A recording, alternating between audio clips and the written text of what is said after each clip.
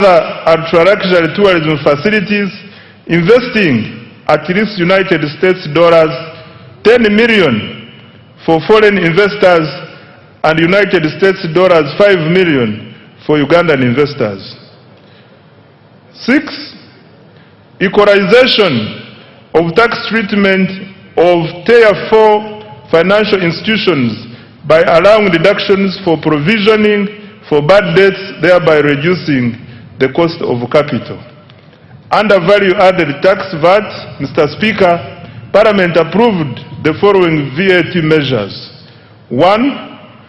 Increase in the annual VAT threshold from Uganda shillings 150 million to Uganda shillings 300 million to ease compliance for small businesses and improve tax administration efficiency. This measure is projected to generate Uganda shillings 349 billion. 2. Extension of VAT deferment to inputs used in iron ore processing to support mineral value addition and industrialization. Under excise duty, Mr. Speaker, Parliament approved the following excise duty measures. 1. Increase in excise duty on diesel and petrol by Uganda shillings 200 per litre to generate Uganda shillings 450 billion in revenue. 2. Increase in excise duties on selected products as follows. 1. Alcoholic drinks like Uganda Waraji, Black Label, Cognat, and Amarula from Uganda shillings 1,700 to Uganda shillings 3,500 per litre to generate Uganda shillings 85 billion. 2. Motorcycles at first registration from Uganda shillings 200,000 to Uganda shillings 500,000 to generate 26 billion. 3. Single-use plastics from 2.5% or $70 per ton to 25% or $1,500 per ton to protect the environment and raise 10 billion. 4. Cooking oil from Uganda shillings 200 to Uganda shillings 400 per litre to generate 25 billion. 5. Cement from Uganda shillings 500 to Uganda shillings 750 per 50 kilograms per bag to generate 15 billion. And 6. Sugar from Uganda shillings 100 to Uganda shillings 200 per kilogram to generate 25 billion. Introduction of excise duty on selected products as follows. 1.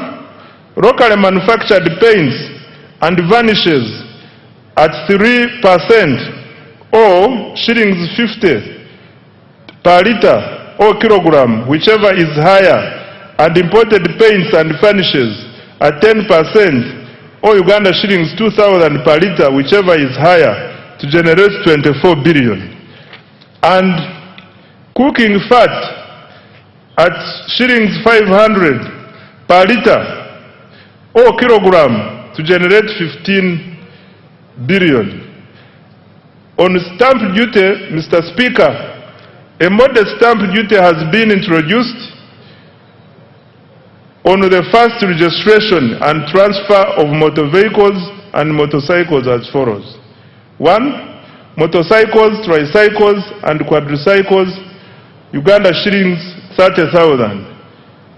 And 2. Any other motor vehicle, Uganda shillings 200,000. This will generate Uganda shillings 30 billion. Under the Tax Procedures Code Act, Mr. Speaker, Parliament approved the following tax relief measures. 1. waiver of principal tax, penalty, and interest owed by a taxpayer to URA as at 30th June 2016. 2. Extension of the waiver of interest and penalties outstanding as at 30th June 2025, provided the principal tax is paid by 30th June 2027. On external trade, Mr. Speaker, Parliament approved an increase in environmental levy on imported used clothing from 15% to 30% of cost insurance and freight, CIF value, to support local manufacturing as well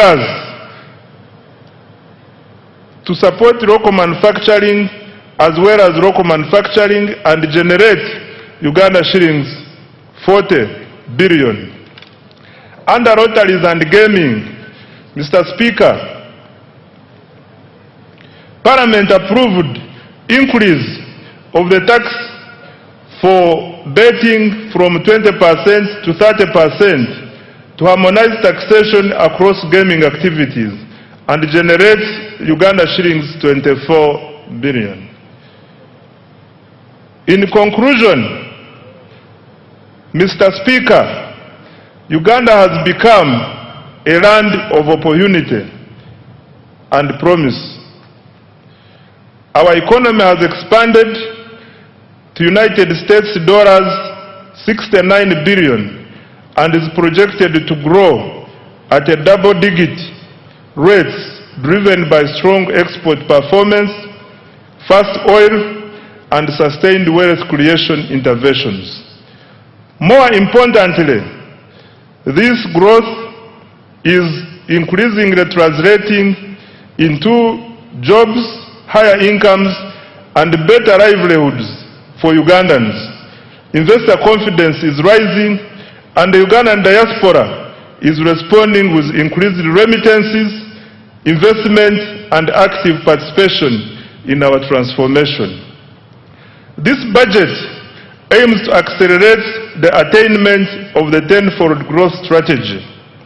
Government has allocated 99% of discretionary resources to the ATMs, i.e. agro-industrialization, tourism development, mineral-based industrialization, and science, technology, and innovation, and their key enablers. This budget prioritizes production, productivity, value addition, exports, and job creation. I invite the private sector to take full advantage of these opportunities to create wealth. The budget launches Uganda into the Chisanja No More Sleep. The budget launches Uganda into the Chisanja No More Sleep.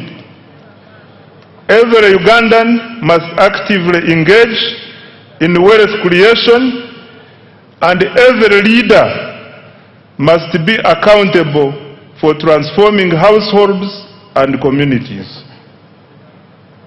I want to repeat this. The budget launches Uganda into the Chisanja No More Sleep. Every Ugandan must actively engage in wealth creation, and every leader must be accountable for transforming households and communities. The era of planning and debate is over. The era of implementation and results has begun. Our mission is clear: produce more, earn more, export more, and lift every household out of subsistence. I dedicate this budget to all wealth creators, especially the youth, whose energy, enterprise, and innovation will drive Uganda's transformation into a $5 billion economy. Right Honorable Speaker, I beg to move.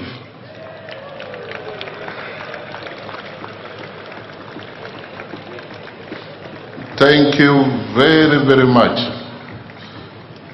I was wondering what you were drinking. I realized it was Uzima water that gave you extra strength.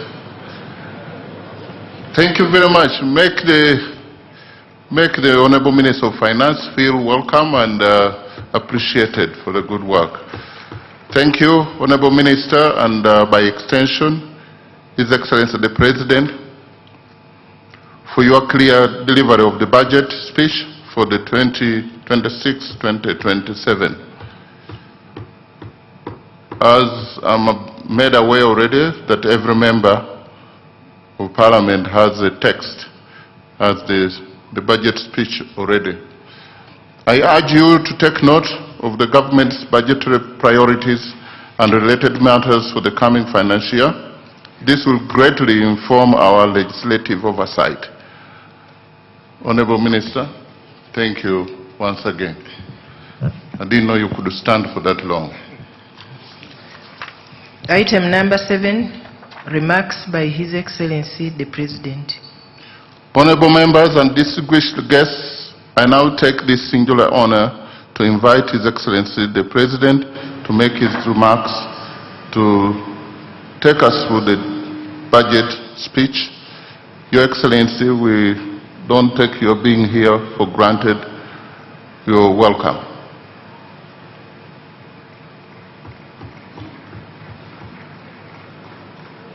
If you really want to stamp your feet, please do it. You have the permission of the chair, of the speaker. Thank you.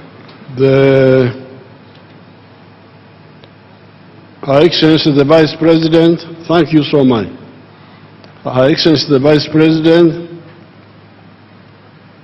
the Right Honorable Speaker of Parliament,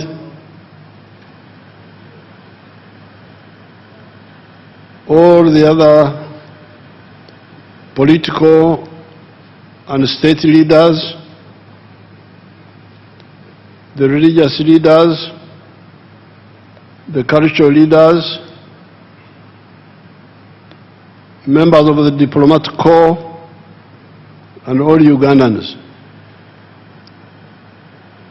You have heard how the economy is performing well in spite of many problems in the world. The economy is performing well because Uganda is a very rich country. We've got a lot of potential. I saw one of the people who like writing things here and there, trying to say that we are targeting many areas of support.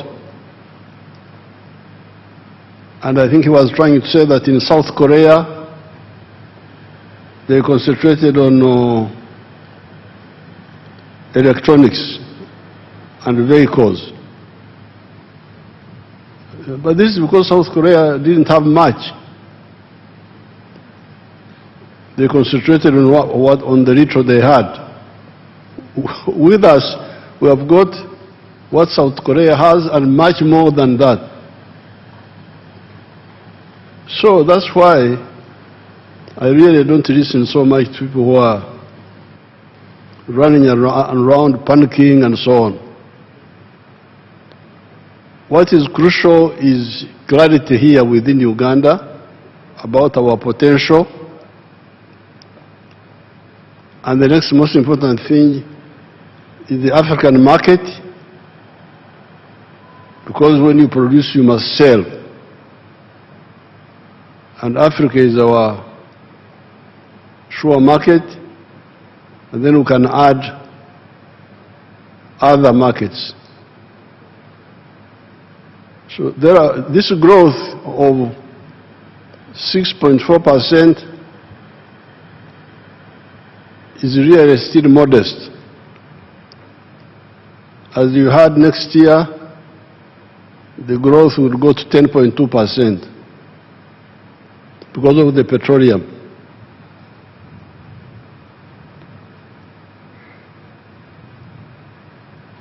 As you heard, the performance is good by world standards.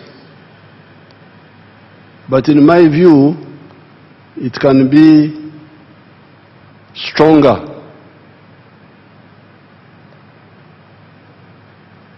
I have been, I'm from the communities of this place, indigenous communities here, and I've been following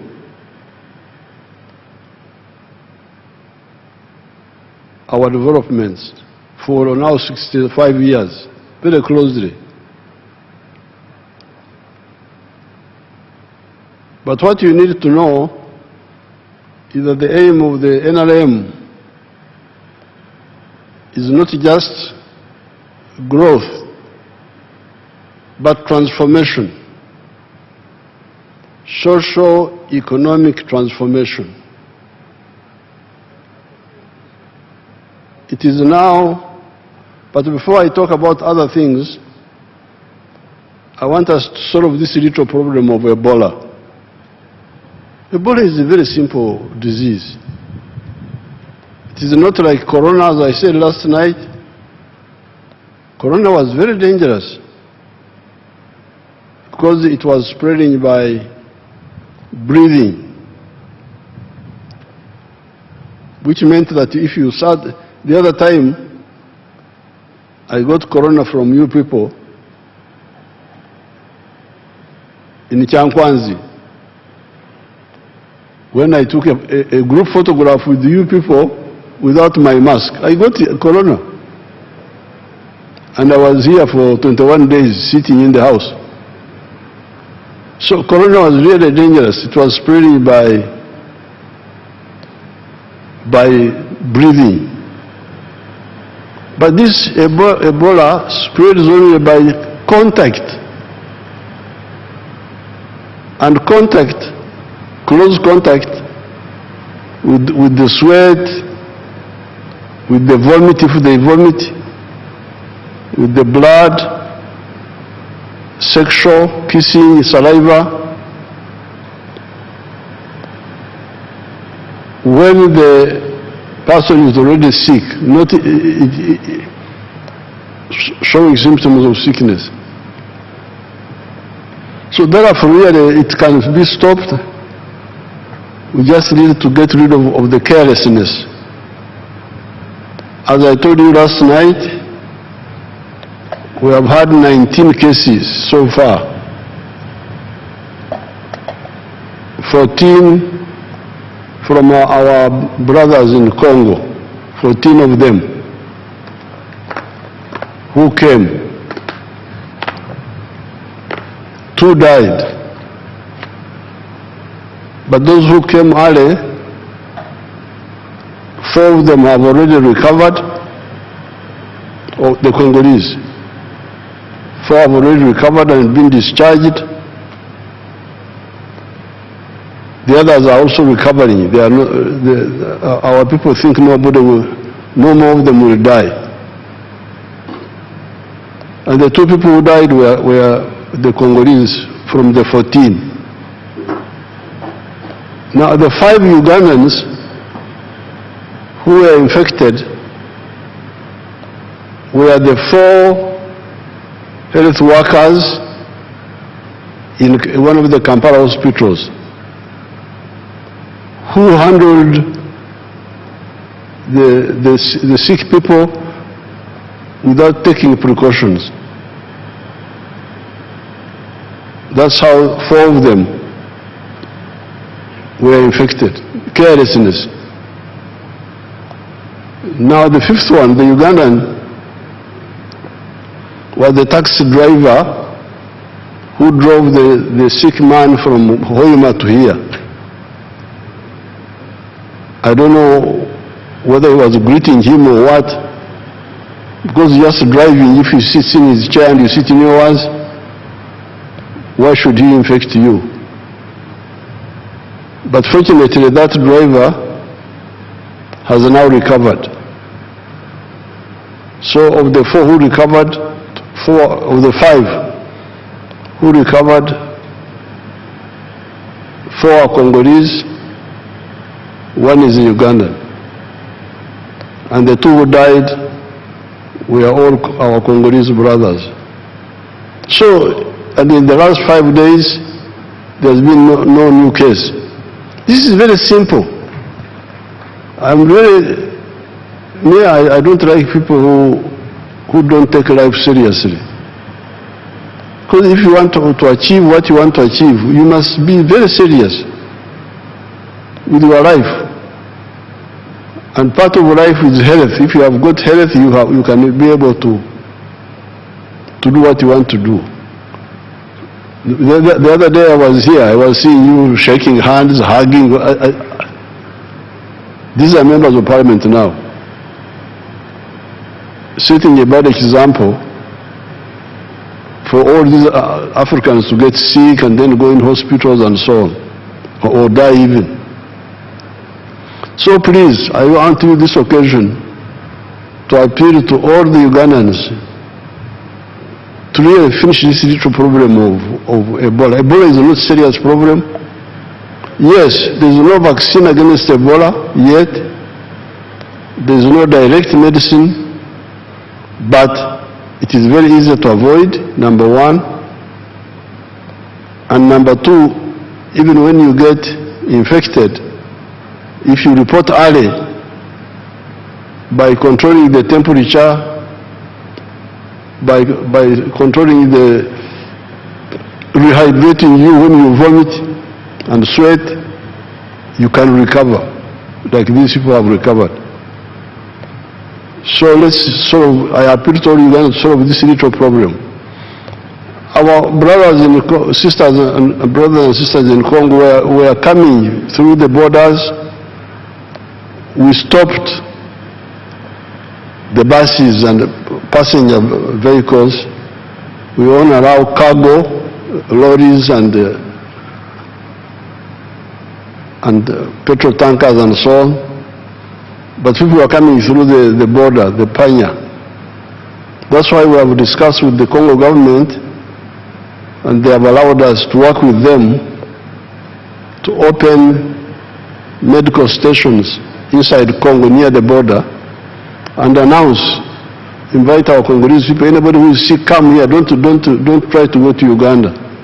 Because when you go to Uganda, you waste time, you lose time, come here, this is nearer, and we are doing the same here as we are doing in Uganda.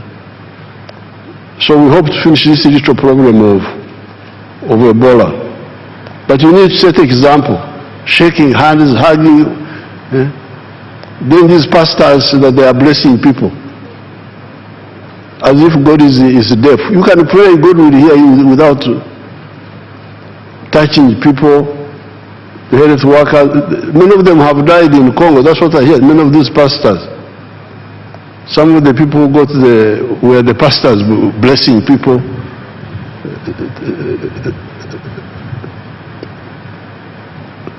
Now, coming to the budget, you need to get the strategic picture clearly. Strategic is when you plan to solve a problem from A to Z, the whole problem.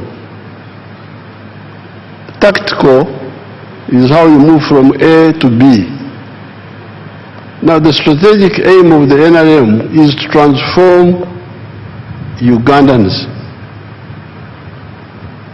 And I want to put it to you that it has taken a bit too long, although we have done well, but we could have done better. I was counting the years. It is now 32 years since the British came here. 132 years. The British came here in 1894 when they introduced their government here.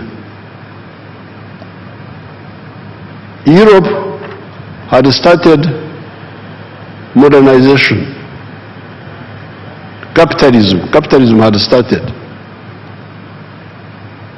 The money economy we are talking about. had started. It is now 132 years from 1894. The British were trying to involve our grandparents and our great-grandparents into the money economy, and our parents. By 1962, only 9% of the homesteads were in the money economy. After almost 70 years, only 9% were in the money economy. 91% were still in the Okore Chidachonga. And I can testify because I'm from Ntungamo. Ntungamo, all of us were in the Okore Chidachonga. There was not a single one who was interested in money. I know houses one by one. Now, when we were in the bush, we studied this and we put out our document, 10 points program. And point number 5 was on this very point. Please build an economy which is independent, integrated, self-sustaining, meaning, implying, join the money economy. When we came, we started. But when I checked, in 2013, you can imagine, only 32% of the homesteads had joined the money economy. That's how we involved the UPDF. General Saleh, please come and beg these people to join the money economy. Take seedlings to them, free seedlings. Go and beg them. Kulala, they are asleep. Then Saleh did his best. Now recently we have added PDM. But with all this, it's now 67% of the homesteads who are in the money economy with some chibaro. 33% are still refusing to join the money economy. So this is the challenge. That's why we are saying, please, I'm really saying now, no more. We can't go on like this. And this is the work of the leaders. The leaders, the Banyankore say, Ameshogumfu, no more korere. The eyes of the dead body are the eyes of the one who's carrying the dead body. If the one who's carrying the dead body falls in the pit, the body also will fall in the pit. I saw this. I'm here. I'm not a story. I am alive. We started with those Banyankore who are very difficult, like the Karamojong, wild really, and we changed them by engaging them. So therefore, what we said the other time here, now that especially there is this cap money which is already there in the villages, all the leaders, certainly all the ministers, must take the lead in checking parish by parish what is happening, to make sure that all these people stop kukongora, stop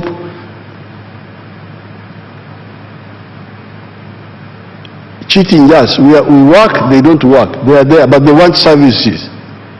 They want medicine, they want education, they want security, but they don't contribute. They're just sitting there in their homes and not engaging in the money economy. So although we have done very well, this very good performance the minister is talking about is by the 67% now.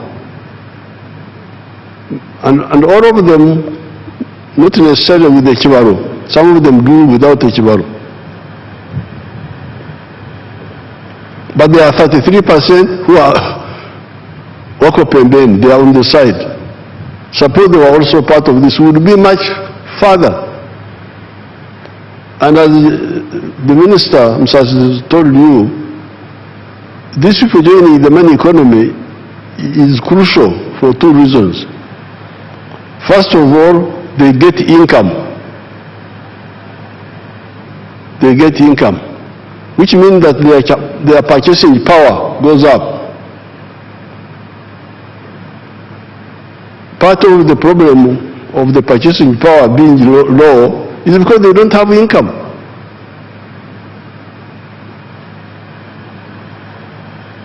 I am a wealth creator. I produce milk. But if you look at the figures, the production of milk is now as I was telling you the other day, 5.4 billion liters. But the internal consumption here is only 800 million liters. So that's why you hear we say there's too much milk in Uganda, we must export. But this is an artificial situation.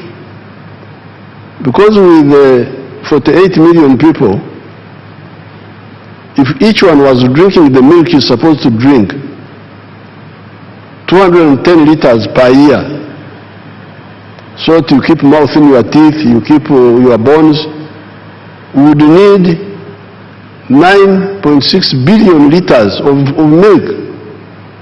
What we are producing now will not be enough. So we are saying there is surplus milk because there is underconsumption. Why is there underconsumption? Because people have no money. They can't buy.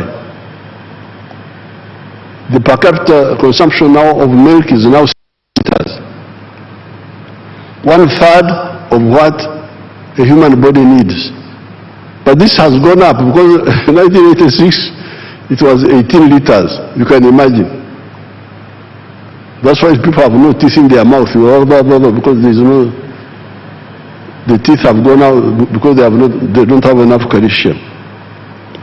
So therefore, this budget is no more Kongora. No more Kongora. No, Kongora is when you work hard and others just lean on the hoe in the village. No more Kulala. As you heard, the big budget, part of the budget is on infrastructure, on the roads, the railway, the pipeline, the airports, the waterways, electricity, irrigation. These are all, as the minister was saying, enablers to enable production to be done cost effectively, low cost of doing business in Uganda.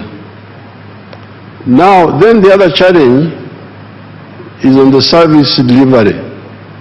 Again, that's where you, the leaders, must come in. Because medical care, Health Center 3, is in every sub-county. These sub-counties are in Uganda. They are not in Congo, they are not in Kenya, they are here. Why should there be no medicine in the health center? Maybe that medicine has been stolen, but the member of parliament doesn't know and doesn't follow up. And people are crying. Then you have the government officials, the Gombora chief. That's why the local government must be very, very strict.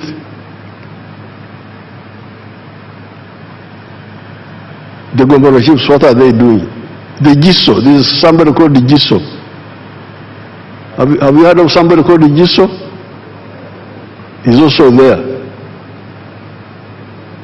Drugs are being stolen, GISO is there. This is what I can no longer tolerate. The people of Uganda have given me authority a number of times now.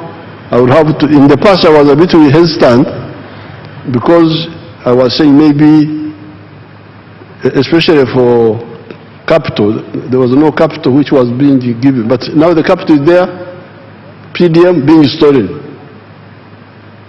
During the elections, I was disturbing the former Minister of Local Government, Majezi, ringing him. I got campaign in Maracha.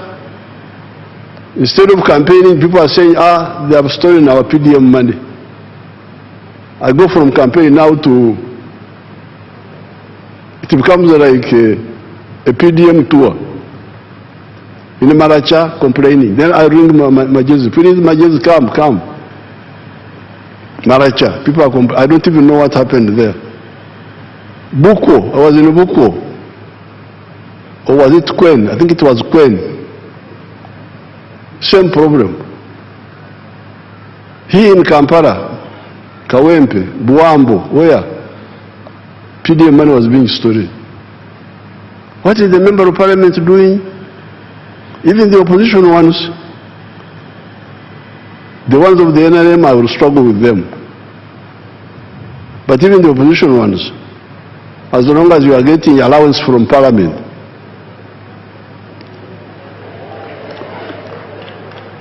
and you don't go to check what is happening, I will ask the Attorney General to see how I can deal with you also. Because if you don't want to monitor, don't take the allowances. Say so, go to the clerk, but then why should you get a salary in the first place? So, it seems I've got a legal basis where to demand performance from both the NRM and also the opposition. As long as you are getting money of the government, you must check. Because some of the opposition say they do it maliciously. Let the programs not work so that the NRM is blamed. That's not good enough for you. Because these programs are not for NRM, they are for your own people. So therefore, this service delivery, the drugs in the health centers, the justice, corruption, security, law and order, the infrastructure of leadership is there. Member of Parliament for every constituency, LC3 for every sub-county, those are paid. The ones who are not paid, I don't blame them so much. The LC2 is not paid, so I don't have to blame him.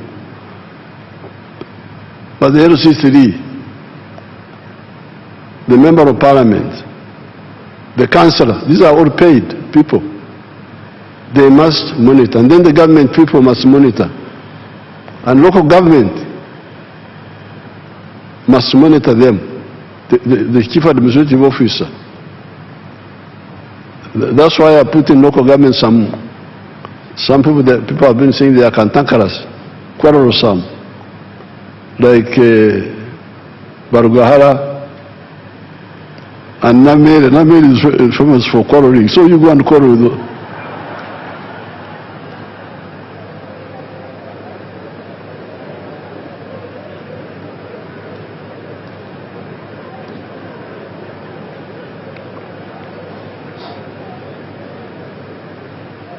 Because when I went to Masaka to defend Namere, because I had to go there, say,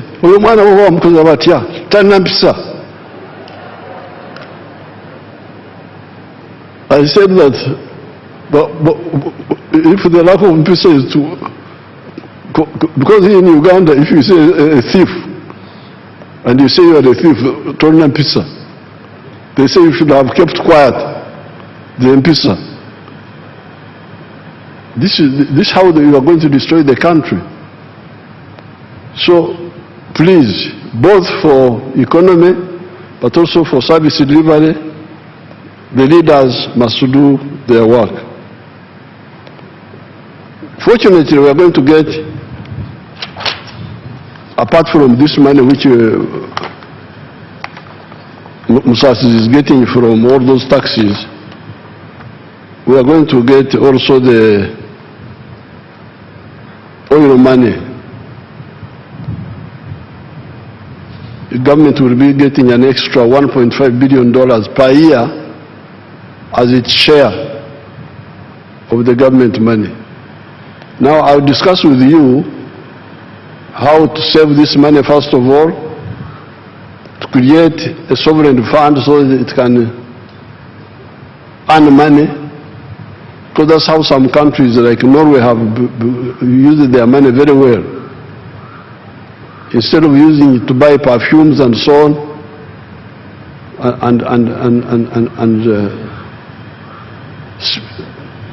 and whiskers, they put their money somewhere and it is gaining interest. But we need to use some of it to do the crucial infrastructure, like the railway. We need to have the railway with Kenya and with Tanzania and with Congo and South Sudan and Rwanda, the ones near us, so that all heavy cargo moves from the road to the railway.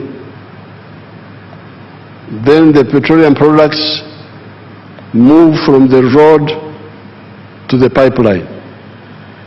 That will leave only the light cargo and passengers on the road. And the economics there, you had them telling you that it will bring down the cost of transport, of cargo, from 3,000 something to something much less. I'm saying all this so that we harmonize and don't have to waste time arguing, because sometimes we waste time. So, we have done well, but we can do much better. Uganda is a very rich country. Now finally, I'll get time and talk about the environment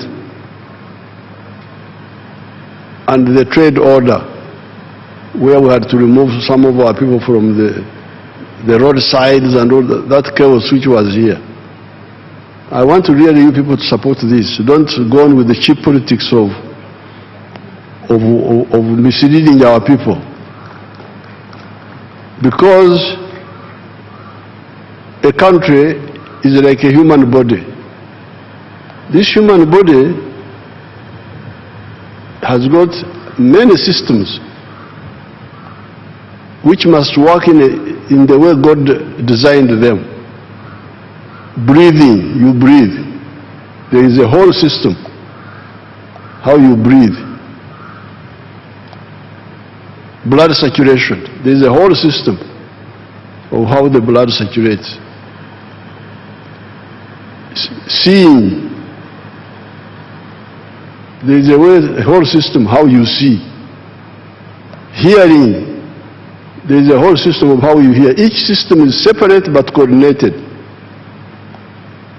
by the command post, the brain. Eating, the whole system. Diverse, specialized, but coordinated.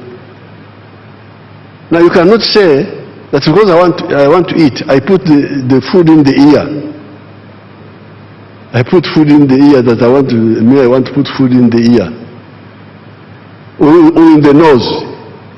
No, the nose is not for food. Sometimes when you are in the hospital in a bad situation, they can pass for sometimes some of the food through the nose. But you can't stay like that for long. Food must be through the mouth and the throat and the stomach. The nose is for breathing. The ears are for hearing. This is how the country is. The road is for vehicles and the sidewalks are for passengers. Can't you see that? The road is for vehicles and motorcycles. The sidewalks are for passengers. The market, if you want to sell, you sell in a shop or a market or a supermarket. But you now say, no, I want to sell on the roadside. Really, this is not for that. This is for walking. Then you get people supporting that they are politicians. Really sickening. The swamp is for water. Swamp is for water. It is not for Amayuni, not for Rumonde, not for Malkwang, no. It is for water. It's for water. And that swamp is a savior. We are here, we have been here for 4.5 million years.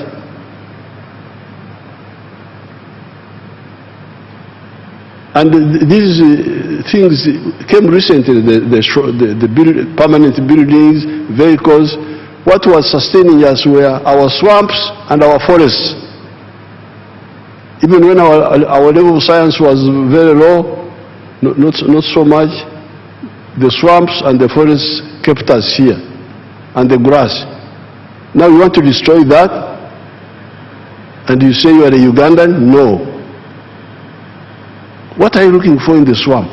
Swamp is for water. When the Chinese came, they misled some of our people to grow rice in swamps. This was, you see how the swamp should look like. That's a real swamp. Papyrus, water, that's how it looks like. The way God created it. And we can use it like that. So therefore, this standing upside down, wanting to eat through the ear, through the nose, not through the mouth. You put food in your eye that you are eating. This is suicide. Even this Ebola you are talking about, why didn't we have Ebola in the past? I had never heard of Ebola. We had other diseases, but we have never had, historically, I've never had, except recently. And I think it is because people are invading the habitats, part of the problem, the habitats of these animals in the forest. Show them the picture of Nabanja, how Nabanja was saving Bugoma forest. They showed it a bit here. See how criminal these people are, the ones you are defending. Bugoma forest. They were showing it here, to put it back again. You see how, what damage they have done. That is, you see these criminals now. Look at the trees they are destroying. These are the people you are defending. What good are these? Whose interests are they serving? These are enemies of Uganda. But I will get time and write something on that. So for now, please let all the political leaders take the lead in getting our 33% of the people who are outside the money economy to join the money economy, do so with the Chibaro, then we deal with the others, value addition and so on, like the minister was saying. I thank you and I wish you good luck.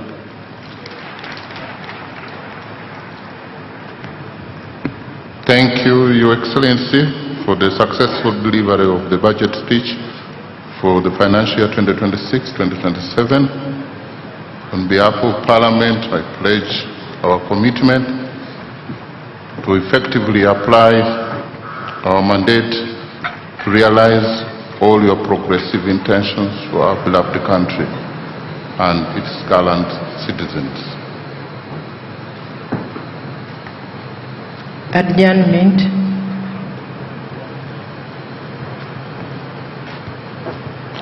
I once again want to thank you, Your Excellency, and all dignitaries for gracing this year's budget speech. I pray, may God bless you all. May God bless Uganda. Honorable members, the House is adjourned to Tuesday, 30th June 2026. The anthems.